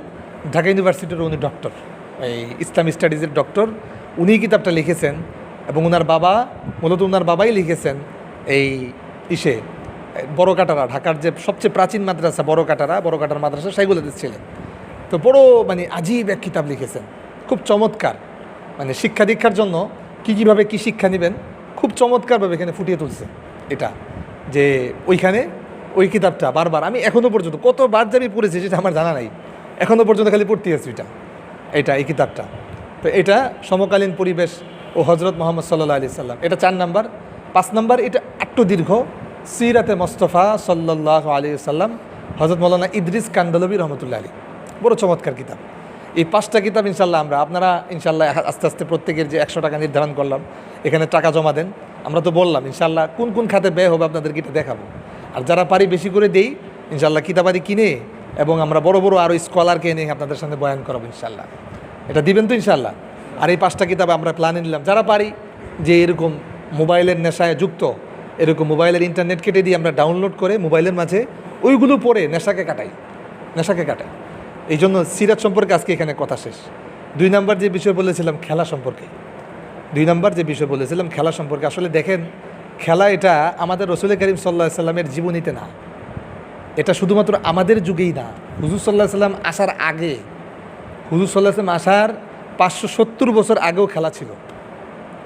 রসুল করিম সাল্লাল্লাহু আলাইহি সাল্লাম যে আরবে আসছেন, পুরো পৃথিবীতে সফর করছেন হযরত মাওলানা মুফতি তাকি উসমানী সাহেব সফর করে যখন আরবে, উনি আরবটাকে সফর করেছেন গাড়ি দিয়ে, পুরো পৃথিবীতে সফর করছেন বিমান দিয়ে, পুরো পৃথিবীতে উনি বিমান দিয়ে সফর করছেন। এবং ওই আমেরিকা থেকে জাপান উল্টা দিকে যাওয়া যায়, প্রশান্ত মহাসাগরের উপর দিয়ে, বুঝছেন না, উল্টা দিকে যাওয়া যায়। উনি ওই দিকেও গেছেন, ওই দিকে সাধারণত বিমানটা খুব ভয়ঙ্কর, উনি ওই দিকেও গেছেন, ওখানে গিয়ে জাপান গেছেন। খুব কম সময়ে যাওয়া যায়, ওই যে মানে পৃথিবীর আরেকটা দিকে এরকমভাবে গিয়েছেন। কিন্তু আরবটাকে উনি সফর করেছেন একদম গাড়ি চালিয়ে কোন জায়গায় কোন সাহাবীর কবর আছে, কোন জায়গায় কী আছে, এটা করেছেন। হঠাৎ যখন উনি গাড়ি চালিয়ে জর্ডানে যান, তৎকালীন সময়ে জর্ডান এটা আরবের ভিতরে ছিল, এখন তো আলাদা রাষ্ট্র। জর্ডান মানে যেখানে ওই যে লূত আলাইহিস সালামের সম্প্রদায়কে শাস্তি দেওয়া হয়েছিল, ওইখানে জর্ডান। ওইখানে গিয়ে দেখেন বিশাল বড় ইডেন গার্ডেনের মতো, ওই লর্ডসের মতো বিশাল বড় প্রাচীন স্টেডিয়াম, বিশাল বড় প্রাচীন স্টেডিয়াম। মানে ওই মানে হুজুর সাল্লাহ সাল্লাম আসার 570 বছর আগে ওই স্টেডিয়াম বানানো এইখানে। ওইটা উনি দেখেছেন ওইখানে গিয়া, উনি ওইখানে ঢুকে ওইটা এখন ওদের মানে আপনার কি বলে মানে অর্থাৎ কি মানে প্রাচীন সম্পদ যেটাকে বলে কি প্রাত্যাতিক, হ্যাঁ প্রাত্যাতিক সম্পদ। এখন ওইটা বর্তমানে প্রাত্যাতিক সম্পদ হিসেবে ওইটা এখানে সংরক্ষিত। ওইখানে গিয়ে উনি ওইখানে ঢুকে ওইখানে ওই এক একটা সিট নিয়ে উনি গবেষণা করেছেন। উনি তো বড় গবেষক মানুষ, এক একটা সিট নিয়ে উনি গবেষণা করেছেন। তো ওই সিটগুলোর পাশে এমনভাবেই গঠন করা, একটার মধ্যে ছেলে বসবে আর একটার মধ্যে মেয়ে বসবে, মাঝখানে আবার মদ রাখার আবার ছোট্টখাটো টেবিলের মতো আছে, এগুলো আছে। তখন উনি গভীরভাবে চিন্তা করলেন এবং ওইটার মধ্যে ঢুকতে হইলে অনেক টাকা দিয়ে ঢুকতে হইল। এবং ওইখানের মধ্যে তৎকালীন সময়ের যে খেলাগুলো ছিল ওই খেলাগুলো প্রদর্শন করতো। ওই খেলাগুলো প্রদর্শন করে দেখা যেত যে খেলার যখন মেসি যখন জাদু দেখায় তখন তো মদও ভুলে যায়, তখন আপনার এই নারীও ভুলে যায়, বুঝতে পেরেছেন না? তারপরে যখন মনে করেন পৃথিবীর এখন শ্রেষ্ঠ ক্রিকেটার যদি আপনি বলেন বিরাট কোহলির কথা বলতে পারেন। আমি ব্যক্তিগতভাবে খেলোয়াড় ছিলাম এক সময়, আল্লাহ তাআলা কুদরতিভাবে আমাকে বাঁচিয়েছেন, মানে কুদরতিভাবে, মানে ব্যক্তিগতভাবে খেলোয়াড় ছিলাম। আল্লাহ তাআলা রহমতের উপরে আমার উপরে দৃষ্টি করেছেন, এই জন্য আল্লাহ তাআলা আমাকে লেখাপড়ার ব্যবস্থা করে দিয়েছেন, নাহলে হয়তো বা লেখাপড়া নাও হইতে পারত। আল্লাহ তাআলা কুদরতিভাবে আমাকে বাঁচিয়েছেন। এটা আল্লাহ তাআলা যার উপর রহমতের দৃষ্টিতে তাকান সেইভাবেই বাঁচে। আর না হয় মানে বর্তমান জিন্দিগিতে আপনার বাচ্চাকে বলছেন সকালবেলা 20 টাকা হাতে দিয়ে যে বাবু তুমি আমার খুব খিদে পেয়েছে, পাশের দোকান থেকে একটা পাউরুটি কিনে নিয়ে আসো, বনরুটি আছে না বনরুটি কিনে দিয়ে আসো। বাচ্চা আপনার বাচ্চা মানুষ নামছে সে বনরুটি কিনতে, তো রাস্তার মধ্যে সে নাইমা দেখে ভাদ্র মাস রাস্তার মধ্যে 10টা কুত্তা, এক কুত্তায় ওরা কামড় দেয়, এই কুত্তা মনে করেন হচ্ছে হয়তো বা ওরা মোবাইলের দিকে ডাকে, মানে এই কুত্তাটা হইলো মোবাইল। 2 নম্বর কুত্তা হচ্ছে হয়তো বা ওইটা মেয়ে, মানে এটা মেয়ে মানে নিজের দিকে ডাকতেছে, বুঝতে পেরেছেন না? 3 নম্বর কুত্তা মনে করেন খেলা, যে তোর খেলতে হবে, হ্যাঁ। 4 নম্বর কুত্তা মনে করেন যে এটা যে ভিডিও গেমস। 5 নম্বর কুত্তা মনে করেন যে এটা যে দেখা গেল যে নেশা, হ্যাঁ। 6 নম্বর মানে এরকম, মানে একটা ছেলে এখন কোনোভাবেই দিনের উপর আসা সম্ভবই না। হয় সে খেলার নেশায় বুধ হবে, না হয় সে মদের নেশায় বা যাবতীয় আপডেট যে নেশাগুলো আছে ইয়াবা বা সিগারেট, যত আপডেট নেশা আছে ওইটার মধ্যে সে যুক্ত হবে, না হয় মানে দুনিয়ার সমস্ত নেশার মানে শ্রেষ্ঠ নেশা মোবাইলের নেশায় সে বুধ হয়ে যাবে, মোবাইলের নেশায় সে বুধ হয়ে যাবে। এই জন্য মেরে মোহতারাম দোস্তার বুজুর্গে যেটা বলতেছিলাম, মনে করেন বিরাট কোহলি সে মনে এক অবস্থায় আছে 6 বলের মধ্যে লাগে হইলে কি আপনার 32 রান, এখন ওই অবস্থায় অলরেডি 2 বলের মধ্যে মেরেছে 2টা ছক্কা। এখন তো মনে করেন আপনার পালসও ওঠানামা শুরু হয়েছে, আপনি এই অবস্থায় সবই ভুলে যাবেন, সব ভুলে যাবেন এরকম। তো তাকি উসমানী সাহেব দেখলো যে ওইখানে এত বড় মাঠের মধ্যে এইভাবে খেলা প্রদর্শন করতো, আর ওরা এইভাবে বৈশা বৈশা মট্টত খাইতো, নারীদেরকে এইভাবে আনন্দ ফুর্তি করতো, এরকম করতো। আর যে সাধারণত ওরা তো সপ্তাহে 7 দিনের 6 দিনই হাড়ভাঙ্গা পরিশ্রম করতো, হাড়ভাঙ্গা পরিশ্রম করে একদিনে এসে এভাবে একবারে টাল হয়ে এই 6 দিনের যত মানে দুঃখ কষ্ট এই শোক এই সব কিছু ভুলে এখান থেকে ভুলে পরে গিয়ে আবার পুরা ফ্রেশ হয়ে পরের দিন থেকে আবার কাজে লাগতো, নাহলে ওদের কাজ লাগতে পারতো না, এটা কাজ লাগতে পারতো না। এখন আমাদের যে যুব শ্রেণীটা এটা আরও সহজভাবে বুঝবেন এইভাবে যে ইংরেজরা যখন এই দেশটা শাসন করে তখন আমাদের এই সিলেটের অঞ্চলে এসে দেখে যে আল্লাহ তাআলা এখানের মধ্যে আজিব আজিব খনি রাখছে। এর মধ্যে থেকে শ্রেষ্ঠ খনি হচ্ছে, বলতে পারবেন কি সিলেটের সবচেয়ে শ্রেষ্ঠ খনি কি সেটাকে বলতে পারবেন? হ্যাঁ না, সিলেটের শ্রেষ্ঠ খনি হচ্ছে চা। কি সেটা? চা। মানে 1 কেজি চা 1 কোটি টাকাও বিক্রি হয়, সিলেট থেকে যায়। 1 কেজি চা কয় কোটি টাকা? 1 কোটি টাকা বিক্রি হয়, সেটা রানী এলিজাবেথে খায়। এটা আপনাদের সিলেট থেকে যায়, বুঝতে পেরেছেন না কথাটা? আমরা যেটা খাই সেটা ভারতের চা পাতার মানে যেটা হাগু, মানে যেটা ভারতীয়রা ঝাড়ু দিয়ে ফেলে দেয় ওইটা আমরা খাই। ভারতে 1 কেজি চা পাতার দাম মানে যেটা আমরা খাই, যেটা 1 কেজি তো আমাদের কত 180 আসে 360, ইস্পাহানি যেটা সবচেয়ে ভালোটা যেটা 360 টাকা বা 300 টাকা ধরেন, 300 টাকা 1 কেজি চা পাতার দাম। ভারতে 1 কেজি চা 3000 টাকা, সবচেয়ে নর্মালটা। এই যে বর্ডারটা ক্রস করলে 1 কেজি চা 3000 টাকা। আপনার বর্ডার হাটে যান, চা কিনেন, ওইখান থেকে 1 কেজি চা পাতার দাম 3000 টাকা বাংলাদেশি টাকায়। এটা আপনি বিশ্বাস না হলে দেখতে পারেন। আর যেটা 1500, সর্বনিম্ন যেটা 1500 টাকা বিক্রি করে, ওটা মাপে কম। আর ওইটা ওখান থেকে গুঁড়া করে আরও কিছু মিক্স দিয়ে, বাঙালি চা পাতা মিক্স দিয়ে বলে ওটা ইন্ডিয়ান চা বলে এটা বাঙালিদের কাছে বুঝতে। এটা মনে করেন এই আমাদের মধ্যবাজারে বিভিন্ন দোকানে পাওয়া যায়, পূর্ব বাজারে দোকানগুলোতে পাওয়া যায়। কিন্তু অরিজিনাল আমি যে গিয়েছি ওটা একদম নর্মাল যে চা, ওইটা আপনার 3000 টাকা, বাংলা টাকা 3000 টাকা এটা। তো মানে সিলেটের 1 কেজি চা পাতার দাম 1 কোটি টাকা। আর সবচেয়ে নর্মাল যে চা উৎপাদন হয় এটা 3 লাখ টাকা। 3 লাখ টাকা 1 কেজি চা পাতার দাম। সেটা খাইলে কি হয়? সেটা খাইলে এক চুমুক দিলে আপনার সারাদিনের ক্লান্তি শ্রান্তি মুহূর্তে চলে যায়, মুহূর্তের মধ্যে চলে যায় এক চুমুক দিলে। এই যে আমেরিকারা আফগানিস্তানের বিরুদ্ধে রাতকে রাত যে দাঁড়ায় দাঁড়ায় যুদ্ধ করলো, এগুলোতে এইটাই খাওয়াইছে। একটা কফি টান দিছে, একটা চা টান দিছে, চা টান দিয়ে মনে করেন 3-4 ঘন্টা ডিউটি করছে, আবার একটা টান দিছে, চা টান দিয়ে 3-4 ঘন্টা ডিউটি করছে। এটা আল্লাহ তাআলার আজীব মনে করেন মেমোরি, যেটা শক্তি যোগায়, এটা আল্লাহ তাআলার আজীব জিনিস। ওরা যখন দেখলো যে এটাই, তখন ওরা এখানের মধ্যে আপনার ওরা চা পাতা বুনলো, বুনে এখন অলরেডি মনে করেন এখানে কিছু শ্রমিক নিয়োগ দিছে। শ্রমিক নিয়োগ দিয়ে ওরা এখানে ওই শ্রমিকদের ভিতরে মদের নেশা ঢুকাই দিছে। কারণ শ্রমিকরা যেন জিন্দিগিতে এখান থেকে ভালো মানুষ আর উৎপাদন না হয়, 1। 2 নম্বর হচ্ছে কোনো দিন যেন ওরা আমাদের বিরুদ্ধে আন্দোলন না করে যে আমাদের বেতন বাড়াও, আমাদের এই সুযোগ সুবিধা দাও। আমরা মানে সারাদিনে 1 কোটি টাকার চা পাতা, মানে এরকম মানে একদিনে 10,000 20,000 কোটি টাকার চা পাতা আমরা উৎপাদন করে দিচ্ছি, আর আমাদেরকে বেতন তো সারাদিনে 40 টাকা। 40 টাকা থেকে কিছুদিন আগে ওরা করছে 70 টাকা, একদিনের বেতন 70 টাকা করছে। এটা ওদের সকাল থেকে নিয়ে সন্ধ্যা পর্যন্ত সারাদিন চা তুলবে, সন্ধ্যার পরে ওদেরকে মদ ফ্রি দেওয়া হবে, ফ্রি ওদেরকে মদ দেওয়া হয়তো প্রাথমিক অবস্থায়। মদ খেয়ে সন্ধ্যা থেকে নিয়ে 12টা-1টা পর্যন্ত মদে বুধ হয়ে থাকতো।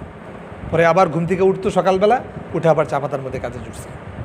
এই একটা সম্প্রদায়। ওরা চিন্তা করলো এক ঢিলে তো 2 পাখি মারতে পারবো। 1 নম্বর, ওদের মধ্যে কোনো ধরনের কোনো বিরোধ হবে না, আমাদের দিকে কোনো দিন আর মানে ওরা যে কোন জাতি এটার কোনো দিন তাকাতে পারবে না। দ্বিতীয়ত হচ্ছে ওরা কোনো দিন আর এখান থেকে ভালো কোনো কিছু উৎপাদন হবে না। এবং তৃতীয়ত ওদের ভিতরে আমাদের মদের ব্যবসাও হবে। এখন আমরা ফ্রি দিচ্ছি, কিন্তু ভবিষ্যতে ওরা মদ, এটা যেহেতু আমরা নেশা লাগাই দিছি, ওরা আমাদের থেকে কিনে খাবে। এই জন্য আপনারা এই যতগুলো চা শ্রমিক দেখবেন সবগুলি এক ক্যাটাগরি, প্রজন্মকে প্রজন্ম মদখোর, এবং সন্ধ্যা থেকে নিয়ে রাত্রে 11টা-12টা পর্যন্ত খাবে, খেয়ে দিয়ে বাস ঘুমাবে, সকালবেলা উঠে কাজ করবে। এছাড়া ওদের জিন্দিগির আর কোনো শিডিউল নেই। অন্য জায়গায় গিয়ে কাজ করবে, ওইটা মনে করেন ওদের ব্রেন এটা আসে না। এটা যখন গবেষণা করলো, এটা গবেষণা করে এখন এই মুসলিম যুবকদেরকে কী দিয়ে দমানো যায়, এটা ওই ইংরেজরা খুব গবেষণা করলো, খুব গবেষণা করে। ওরা গবেষণা করছিল মনে করেন আমাদের জন্য, এখন থেকে ওইগুলি তো ওরা আটকায় গেছে। এখন তো আদা জল খেয়ে নেমেছে, যেভাবে হোক এটা আমাদের ভিতরে, এটার মধ্যে ঢুকাইতেই হবে, আমাদের ভিতরে দিতেই হবে। ওই আমাদের ভিতরে দিল যে আপনার ওই যেটা আমি বারবার বলি, তাকে সব ওইখান থেকে গবেষণা করে দেখছে যে ইংরেজরা আজকে 3টা এসে আটকায় গেছে। যে 1 নম্বর এস, সেক্সের মধ্যে ঢুকায় দেব যে কোনোভাবে, যে একে এটা যে হয় সে নিজে অপকর্ম করবে, না হয় সে পর্ন দেখবে, না হয় সে পর্ন মানে অর্থাৎ এ জাতীয় যত জিনিস আছে অন্যদের সাথে এগুলো নিয়ে ডিসকাস করবে, আলোচনা করবে। এই জিনিসগুলো এটার মধ্যে ঢুকায় দাও। এটা 3 এসের প্রথমে সেক্স এটার মধ্যে লাগায় দাও। যদি এটার মধ্যে তাকে যদি কোনোভাবে না ধরে, তাহলে দ্বিতীয় এসের মধ্যে লাগায় দাও। দ্বিতীয় এস হচ্ছে স্পোর্টস, যে খেলার মধ্যে লাগায় দাও, খেলার মধ্যে লাগায় দাও। আসলে খেলা, এটা যদি শুধুমাত্র খেলাই হইতো তাহলে তো আমরা বলতাম যে এটা যে টাইম ওয়ার্ক, যে শুধুমাত্র 10টা থেকে 11টা পর্যন্ত খেলবে সে, শরীরচর্চার নিয়তে, এরকম যে সুন্দরভাবে সে যে শুধুমাত্র যে রসুল করিম সাল্লাল্লাহু আলাইহি সাল্লামের দিনের জন্য সে নিজেকে ফিটনেস রাখবে, এই নিয়তে যদি সে খেলবে, এটা যদি হইতো তাহলে একটা ভালো জিনিস হইতো। কিন্তু খেলার সাথে তো অনেক গুণা জড়িত, অনেকগুলো গুণা জড়িত। বর্তমানে খেলার সাথে জুয়া জড়িত, বর্তমানে খেলার সাথে নারী জড়িত, মারাত্মকভাবে নারী জড়িত। বর্তমানে খেলার সাথে আপনার ইনকাম জড়িত, যে খেলা খেলে কোনোভাবে, যে কোনো দুনিয়ার কোনো খেলা খেলে ইনকাম করা এটা জায়েজ নেই, খেলার ইনকাম এটা জায়েজ নেই। এটা বর্তমানে খেলার সাথে দেখা যাচ্ছে সবচেয়ে বড় যে জিনিস আমার আর আপনার জিন্দিগির মূলধন, যেটা ব্যবসার যেটা মূলধন থাকে, পুঁজি থাকে, এটা যেটা আমার আর আপনার জিন্দিগির মূলধন হচ্ছে সময়। খেলার মাঝে ঘন্টাকে ঘন্টা আপনার আল্লাহ তাআলাকে বাদ দিয়ে আপনি দুনিয়ার এই খেলার মধ্যে লেগে গেলেন, এটার মধ্যে লেগে গেলেন। যে দেখেন যে পৃথিবীতে মানে বেশি উন্নতি করছে আমেরিকা, জাপান, এদের কিন্তু ওই ধরনের ক্রিকেট কোনো টিম নেই। এরকম পৃথিবীতে সবচেয়ে ইংরেজরা গবেষণা করে আমাদেরকে ফাঁসানোর জন্য দেখা যায় খেলা বের করছে এই ইংল্যান্ড। দেখা গেল ওরা ওরকম এই পাক ভারতীয় উপমহাদেশের, এশিয়া মহাদেশের মতো উন্নতি করতে পারে না। এরকম ওরা এত গবেষণা করছে, ফুটবল টিমের মধ্যে এখনও ওরা বিশ্বকাপ নিতে পারে নাই। এরকম হ্যাঁ, এই হচ্ছে মনে করেন খেলার মধ্যে এরকমভাবে আমাদের মুসলিম সম্প্রদায়কে এইভাবে মনে করেন ওরা লাগাই দিতেছে। এটা এখন আপনি যদি দেখেন, আপনি তো শুধুমাত্র খেলা দেখলে একটা কথা ছিল, এটার মধ্যে মেয়েদের ছবি আসবে, এটার মধ্যে দর্শক আসবে মেয়ে মানুষ, হ্যাঁ, এটার মধ্যে আপনার প্রচুর পরিমাণে সময় নষ্ট হবে, প্রচুর পরিমাণে আপনার এখানের মাঝে এরকম জুয়া হয়, আপনি সেটা সহযোগিতার গুনাহ হবে এরকম। এবং সর্বোপরি যে খেলোয়াড় তার দেহের, আল্লাহ তাআলা যে দেহটা আপনাকে নিয়ামত দিয়েছে, আল্লাহ তাআলা যে দেহটা আল্লাহ তাআলার কাছে আপনাকে আবার বুঝিয়ে দিতে হবে, পাইটুপে আপনাকে বুঝিয়ে দিতে হবে। এখন স্বাভাবিকভাবে এই দেহকে যদি আপনি বেশি ক্ষয় করেন, খেলার মাঝে জোরে জোরে আপনি ছক্কা মারলেন, জোরে জোরে আপনি দৌড় দিলেন, এটা তো আপনার ভাই যেই জিনিস, এটা তো আপনার ক্ষয় হবেই। এটা এমন না যে লয় হবে, আপনার এটা ক্ষয় হবেই। শেষ বয়সে গিয়ে 50 বছরের পরে আপনার আর দাঁড়িয়ে নামাজ পড়া, এরকম 60 বছরের পরে আপনার যে এবাদতের এনার্জি থাকা, এটা আর থাকবে না, এটা আর থাকবে না। এগুলো আর মনে করেন এগুলো আর থাকবে না।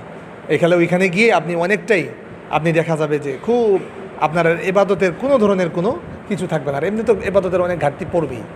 এই জন্য যেটা বলতেছিলাম, নিজে ব্যক্তিগতভাবে খেলা অথবা খেলা দেখা, এই বিভিন্ন গুনাহের কারণে আমাদের আলেমরা স্পষ্টভাবে, সকল আলেম এই ব্যাপারে একমত যে এটা শরীয়তের মানে বড় বড় মাপের বর্তমানে যত কবিরা গুনাহ আছে, কবিরা গুনাহের এটা একটা, যে এটা সবচেয়ে বড় জিনিস, যেটা এটার মধ্যে নেশা, এটার মধ্যে জীবনের সবচেয়ে মূলধন সময় নষ্ট। এই জন্য ইনশাল্লাহ সামনে যে বিশ্বকাপ নামে বিশ্ব পাপ শুরু হইতেছে, আমরা প্রত্যেকে ইনশাল্লাহ তামাম ক্রিকেট খেলা দেখে থেকে বেঁচে থাকবো ইনশাল্লাহ। খুব বেশি খেয়াল রাখা চাই, অনেক বেশি খেয়াল রাখা চাই যে ইনশাল্লাহ আমি কোনোভাবে খেলা দেখবো না, দেখলে কী হয়েছে, এরকম আমার তো কোনো কিছু ক্ষতি হবে না। একান্ত যদি নেশা হয়, খুব বেশি খারাপ লাগে, তাহলে ফলাফলটা জেনে নিব। পরের দিন খেলা শেষ হবে, খেলা শেষ হওয়ার পরে কে জিতছে, কে কী করছে, ফলাফল জেনে নিব, জাস্ট প্রাথমিক অবস্থা এটা জেনে নিব, ওটাই রেখে দিব। এটা গেল 3 নাম্বার। আর 3 নাম্বার যেটা বলতেছিলাম, মোবাইলের যে নেশাটা, এটা বারবার ভাই বলতেছি যে মোবাইলের নেশা তো মারাত্মক নেশা। দুনিয়ার সমস্ত নেশা এখানে ফেল, দুনিয়ার সমস্ত নেশা এটার মাঝে হার মানবে। যে আপনি আপনার জিন্দিগি আকাশ থেকে কোনো ফেরেশতা নেমে এসে গঠন করে দিবে না। আপনার আর আমার জিন্দিগি এটা আপনাকেই করতে হবে। আপনার আর আমার জিন্দিগি এটা অন্য কেউ এসে গঠন করে দিবে না। আপনার জিন্দিগি আপনার কবরে আপনাকেই যেতে হবে। এখন আপনার জিন্দিগিতে যদি আপনি হাতে মোবাইল নেন, তাহলে তো এটা ওই যে বললাম যে খেলার জন্য যে সময় থাকে, এটার ঘড়ি একটা আলাদা, অনুরূপভাবে আপনার জিন্দিগির ঘড়ি একটা আলাদা। আপনি যখন হাতে মোবাইল দিবেন, তখন আপনার জিন্দিগির ঘড়ি এটা বন্ধ হয়ে যাবে, আপনার জাহান্নামের ঘড়ি স্টার্ট হওয়া শুরু হবে, জাহান্নামের ঘড়ি স্টার্ট হওয়া শুরু হবে। এই জন্য মেরে মোহতারাম দোস্তার বুজুর্গ, এটা খুব খেয়াল রাখা চাই যে আমরা এটা খুব ভালোভাবে ফিকির করি যে আমার আর আপনার দ্বারা যেন কোনোভাবে কোনো মোবাইলের গুনাহ না হয়। এটা প্রত্যেকেই আমরা খেয়াল রাখি যে মোবাইলের গুনাহ করলে যে কী হবে, মোবাইলের যদি গুনাহ করতে থাকি তাহলে আমার কি ক্ষতি হবে। মোবাইলের গুনাহ করলে 1 নম্বর ক্ষতি যেটা হবে, আপনি মারাত্মকভাবে কাপুরুষ হয়ে যাবেন। ভীরুতা আপনার উপরে কাজ করবে। কি কাজ করবে? ভীরুতা। আপনার কোনো সাহস থাকবে না। আপনি রাত্রে 1টার সময় ঘরের সামনে চোর ডাকাত এসছে, আপনাদের ঘরের জিনিস চুরি করবে বা এরকম করবে, এটা যে করবে এটাকে যে আপনি ধাওয়া দিবেন, এই ক্ষমতা আপনার থাকবে না। আপনি চিন্তা করবেন যে এটা বাইরে হইলে আমার মেরে ফেলবে। এটা ভীরুতা। ঢাকা শহরে দেখেন না, নিরপরাধ নিরীহ মানুষকে মাইরা পিটায় রাস্তার মধ্যে লাল করে ফেলায়, মারতেছে, সবাই দাঁড়ায় ভিডিও করে। দেখেছেন না আপনারা যে এরকম ঢাকা শহরে এরকমভাবে মারতে থাকে, আর নিজে এরকম ভীরু, এরকম কাপুরুষ যে দেখা যায় ভাই আমি যদি ধরি তো আমারও ফিরবো, এরকম অবস্থা। এই জন্য বললাম যে আপনি মোবাইলের মধ্যে যদি অ্যাডিক্টেড হন, ডিভাইস অ্যাডিক্টেড বা আসক্তি থাকে, তাহলে আপনার ভিতরে দেখা যাবে যে আপনি এরকম মারাত্মকভাবে আপনার ভিতরে কাপুরুষতা কাজ করবে, ভীরুতা চলে আসবে।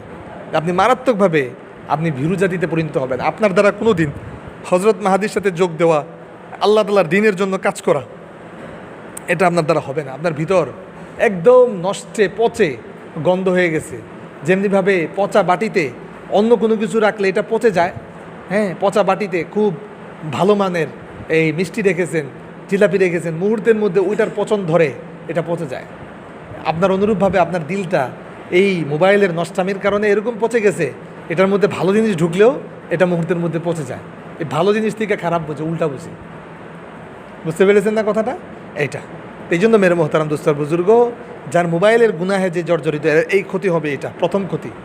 2 নম্বর ক্ষতি হবে যে এ মারাত্মক কৃপণ হয়ে যাবে, কৃপণ স্বভাবের মানুষ হবে। সে চিন্তা করবে যে কৃপণ কাকে বলা হয়, যে খালি দুনিয়ায় নিয়ে বড় বড় আশা করবে, যে আমি টাকা পয়সা জমায় রাখি, টাকা পয়সা জমায়া আমি একটা বড় বাড়ি করব, আমি সুন্দর একটা গাড়ি কিনবো, আমি সুন্দর একটা হুন্ডা কিনবো, বা সুন্দর একটা মোবাইল কিনবো, এরকম। আর আল্লাহ তাআলার রাস্তায় কোনোভাবে দান করে না। এর পাশের বাড়ির মানুষ যে অ্যাক্সিডেন্ট করেছে, এর অপারেশন করতে ইমার্জেন্সি 1 লাখ টাকা লাগে, সেখানে আপনার 10 টাকা দিয়েও সহযোগিতা করে না। তো এ অপরাধ করছে, এর অপরাধের মারা সে খাইছে, এটা তার অপরাধের ফল সে ভোগ করতেছে, অতএব তার অ্যাক্সিডেন্ট সে করছে, আমি ভালো মানুষ, আমার কোনো অ্যাক্সিডেন্ট নেই, এরকম সে চিন্তা ভাবনা করে ওইখানে সে 10 টাকাও সহযোগিতা করে না। কোনোভাবে কোনো ধরনের কোনো দিনী পরিবেশে কোনোভাবে সে সহযোগিতা করে না। এই যে কৃপণতার স্বভাবটা, এটা ওইখান থেকে আসে। এবং দুনিয়ার মাঝে সে বারবার স্বপ্ন দেখতেছে আমি এরকম বিসিএস ক্যাডার হব, বা আমি ভালো ছাত্র না, আমার বাবার অনেক পয়সা আছে, আমাকে 15 লাখ টাকা খরচ করে আমাকে বিদেশ পাঠাবে, ইটালি পাঠাবে, লন্ডন পাঠাবে, অক্সফোর্ডের মধ্যে পাঠাবে, আমি ব্যারিস্টার হব, এরকম আমাকে বড় মাপের কলেজে পড়াবে, সিলেটে উচ্চাঙ্গের কলেজে পড়াবে, ঢাকায় উচ্চাঙ্গের কলেজে পড়াবে, পরে আমি ইংল্যান্ডে যাব, ইটালিতে যাব, আমেরিকাতে যাব, এই বড় মাপের স্বপ্ন সে বুনতে থাকে। এটা একটা কৃপণতা। নিজের জিন্দিগির আখেরাতে সঞ্চয় নেয়, সে তার এখনই ডাক চলে আসে, এরকম সে আখেরাত কী করছে এই ধরনের কোনো ধাক্কাই তার ভিতরে লাগে না। আরে আমি আখেরাত কি কামাই করতে পারলাম, আমার সমান তো ওরকম আমার বন্ধু মারা গেছে, আমি কতদিন বাঁচব, সেই ধরনের অবস্থার মধ্যে সে থাকে। এই জন্য মেরে মোহতারাম দোস্তার বুজুর্গ, যেটা বলতেছিলাম যে 2 নম্বর ক্ষতি এটা হয় যে মারাত্মকভাবে তার ভিতরে যে কৃপণতার, প্রচণ্ডভাবে কৃপণতা কাজ করতে থাকে সর্বক্ষেত্রেই। অন্য কেউ দিতেও চাইলে দূর এই ফকিরে দিস না, এটা ব্যবসায়ী ফকির, এরকম দিব 5 টাকা, 5 টাকা দিয়ে এখন কিছুই পাওয়া যায় না, এরকম দেখা যায়, এটাও দিতে বাধা দেয় মানুষকে, এরকম। তো এই হচ্ছে মেরে মোহতারাম 2 নম্বর ক্ষতি। 3 নম্বর ক্ষতি যে মোবাইলের রোগে আসক্ত, তার ভিতরে মারাত্মকভাবে আল্লাহ তাআলাকে ভুলে দুনিয়াবি প্রেমাসক্তে আপনার আসক্ত হয়ে যায় মারাত্মকভাবে। তার ভিতরে আল্লাহ তাআলাকে প্রেম করার শক্তি এটা তার নষ্ট হয়ে যায়। নষ্ট হয়ে দেখা যাচ্ছে যে দুনিয়াবি, এটা আল্লাহ তাআলাকে ভালোবাসার একটা ক্ষমতা দিয়ে দিয়েছিল দিলের ভিতরে, যে আল্লাহ তাআলাকে ভালোবাসার সেই ক্ষমতাটা সে মোবাইল দেখে দেখে এটা সম্পূর্ণরূপে নষ্ট করে ফেলেছে। এটাকে সম্পূর্ণরূপে নষ্ট করে এখন দেখা গেল যে দুনিয়াবি ভালোবাসার এই যত পচা নষ্টা গন্ধা আছে, এরকম মহিলা মেয়েদেরকে সে মহব্বত করতে থাকে, এরকম নাউজুবিল্লাহ মেয়েদের সাথে রাতকে রাত মোবাইলে সে চ্যাটিং করতে থাকে, এরকম মোবাইলের মধ্যে মারাত্মকভাবে সে গুনাহ করতে থাকে। এই জন্য মেরে মোহতারাম দোস্তার বুজুর্গ, এটা খুব খেয়াল রাখা চাই। হাবিব ভাই কই গেছে? এটা খুব খেয়াল রাখা চাই যে আমরা যেন কিছুতেই এটা খুব আমরা এটা আমাদের দ্বারা যেন এটা না হয়। এটা বর্তমানে যুবকদের দেখা যায় 100% যুবকের প্রায় 99.99% যুবকের এই অবস্থা, যে গার্লফ্রেন্ড ছাড়া তো থাকাই যায় না বলে, একটা না 2টা 3টা গার্লফ্রেন্ড, এরকম মারাত্মকভাবে তাদেরকে এরকম মেয়ে আসক্তে তাদেরকে পেয়ে বসছে। গার্লফ্রেন্ড নাই, তো দেখা গেল যে তাদের ভিতরে এরকম চ্যাটিংয়ের গুণা, হ্যাঁ, মেয়েদের সাথে চ্যাট করতেছে, এরকম তো নানান জাতের প্রেমাসক্তের মাঝে জর্জরিত। বা এই ধরনের নাই, ফেসবুকের মধ্যে অনর্থক সময় নষ্ট করতেছে, ইউটিউবের মাঝে অনর্থক সময় নষ্ট করতেছে, গুগলের মাঝে এরকম অনর্থক এরকম নোংরা ছবি দেখে সময় নষ্ট করতেছে, ভিডমেটের মাঝে নোংরা ছবি দেখে সময় নষ্ট করতেছে, এরকম। এইটা 4 নম্বর যে ক্ষতি হয় সেটা হচ্ছে এসে ঘর কোনা স্বভাবের হয়ে যায়। কি কোনা? ঘর কোনা। মোবাইল দেখতে দেখতে এটা ভালো একটা গুণ ছিল যে আপনি বাইরে বের হবেন না, বাইরে না বের হয়ে আপনি ঘরের মধ্যে থাকবেন। ঘরের মধ্যে থাকলে মোবাইল মুক্ত, মানে অর্থাৎ গুণামুক্ত থাকা যায়। বাইরে বের হইলেন তো ওই মেয়েদের দেখো, এরকম মেয়েদের চলাফেরা, এরকম মেয়েদের বিভিন্ন ধরনের আওয়াজ, এগুলো শুনতে হয়। তো নিয়ম হচ্ছে ঘরের ভিতরে থাকো। এটা তো এখন আপনার ঘরের মধ্যে যে ওয়াইফাই লাগাইছেন, ওয়াইফাই লাগানোর ফলে এখন সারাদিন ঘরের ভিতরে থাকেন। সারাদিন তো আগে যেই নেশা করতেন, বাইরে বের হয়ে মেয়েদেরকে দেখতেন, এখন তো লক্ষ কোটি গুণ মেয়ে দেখা যায় মোবাইলের ভিতরে, ওয়াইফাইয়ের ভিতরে। এখন এমন ঘরকোনা হয়েছেন, আপনাকে পিটাইয়াও এখন মসজিদে পাঠানো যায় না। আপনাকে পিটাইয়াও এখন দেখা যায় কোনোভাবে কোনো বড় বড় হুজুর আসছেন, হুজুরদের যারা হক্কানি হুজুর আসছেন, এদের বয়ানে পাঠানো, এটা আপনাকে পিটাও পাঠানো যায় না, এটা পিটাও করা যায় না। এটা এই জন্য মেরে মোহতারাম দোস্তর বুজুর্গ, এটা খুব খেয়াল রাখা চাই যে আমরা দেখা যায় যে অধিকাংশ যুবক এখন ঘরকোনা, ঘরের ভিতরে ঘন্টাকে ঘন্টা গুনাহ করতেছে, কিন্তু আমাদের এই মজলিসের কথা বললে এই সমস্যা সেই সমস্যা, কত ধরনের সমস্যার কথা যে শোনায়, কিন্তু ঘরের মধ্যে ঘন্টাকে ঘন্টা গুনাহ চলতেছে, ঘন্টাকে ঘন্টা গুনাহ চলতেছে এরকম। এই জন্য এটা খুব আমরা খেয়াল রাখা চাই যে এটা খুব মানে আপনার নিজেদের ভিতরে এই জিনিসটা সৃষ্টি করি। কারণ আল্লাহ তাআলা আমাদের ভিতরে উনি হিজরতের একটা স্বভাব আমাদের ভিতরে রেখে দিয়েছেন, যে আমরা কিভাবে হিজরত করতে পারি। যে গুনাহ এখানে হইতেছে, এখান থেকে হিজরত করে আমি ওইখানে চলে যাব, এটা একটা। আরেকটা হইল যে এই এলাকার মধ্যে গুনাহ হয়, এই এলাকার অমুক মেয়ে আমার দিকে তাকায় থাকে, বা আমাকে এরকম অমুক জায়গা থেকে মোবাইলের মধ্যে চ্যাট করতেছে, তাহলে এখন হিজরত কি? মোবাইলটাকে ভেঙে ফেলা। এলাকা অমুক মেয়ে আমার দিকে ডিস্টার্ব করে, হিজরত কি? এই এলাকাকে বাদ দিয়ে অন্য এলাকায় চলে যাওয়া, এলাকাকে বাদ দিয়ে অন্য এলাকায় হিজরত করে চলে যাওয়া, এরকম। আমার কলেজে গুনাহ হয় এরকম, তো এটা বাস এরকম যদি হয়, সেই ক্ষেত্রে অবস্থা কি? আমি এখান থেকে হিজরত করে অন্যত্র চলে যাওয়া। এই জিনিসগুলো মোবাইল যদি যাদের মোবাইলের অ্যাডিক্টেড, মোবাইলের নেশায় যারা বুধ, তাদের মাঝে এই জিনিসগুলো আসে। আল্লাহ তাআলা যেন আমাদের প্রত্যেককে মোবাইলের নেশা থেকে হেফাজত করেন। সকলে বলেন আমিন।